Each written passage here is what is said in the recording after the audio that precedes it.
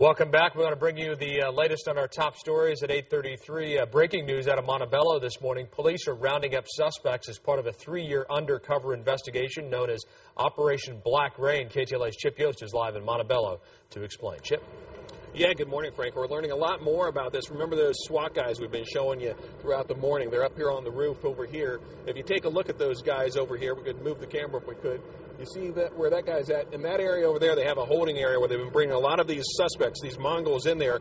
We can show you some video we shot earlier, some of them coming in. While we're doing that, we're going to talk to Tom Mangan of the ATF. This was a really complex investigation. You had some of your own guys deep undercover with these guys. Yeah, good morning. It was a massive operation. 3 years deep undercover by 4 extremely experienced ATF deep cover operatives. They've seen the worst of the worst. We're very proud of today's operations. It was a massive operation, reaching far beyond just California, 5 states in total. And these guys, your agents, 4 of them, actually, I understand, became members of the Mongols. That's right. They were so experienced, and that was the purpose of it. They became full-patch members of the Mongols, which is an outlaw motorcycle gang. They were living and breathing day-to-day with those guys. Did it ever get hairy? I mean, did they ever have a day where they thought their cover was going to be blown? There wasn't a day when they woke up that they didn't have to be in role and aware of the situation and the surroundings, living those dual lives. They immersed themselves in it, and quite frankly was very successful with today's, look at the fruits of today's labors. It's a massive arrest operation, devastating to this gang, in taking out the whole leadership of the Mongols organization.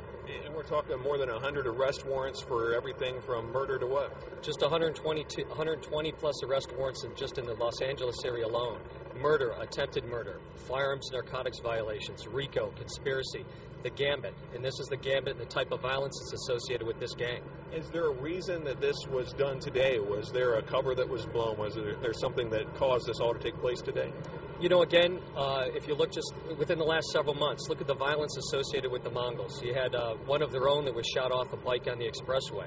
Over a month and a half ago, a rival gang, the Hells Angels, one of their sworn enemies, the president of that gang was killed by a Mongol. Again, the violence runs with these colors and runs with these individuals. And we always hear, I've done stories on some of these biker gangs before, and they say we're clubs, we're not a gang. What do you say to that? That's a joke. The Mongols are a gang. They recruit from the most vicious street gangs here in Los Angeles. They're nothing but a criminal syndicate on wheels. They're a motorcycle gang, and that's what they are. They're criminals. What do you expect this to be, the outcome of all this action to be? Is this the end of the Mongols for now, or will they come back in some form? You know, like you cut the head off of any snake, sometimes, another one may pop up, but we're very happy with today's operation. So far, everything's being conducted safely, successfully. We have a lot of bodies in custody, and we expect more.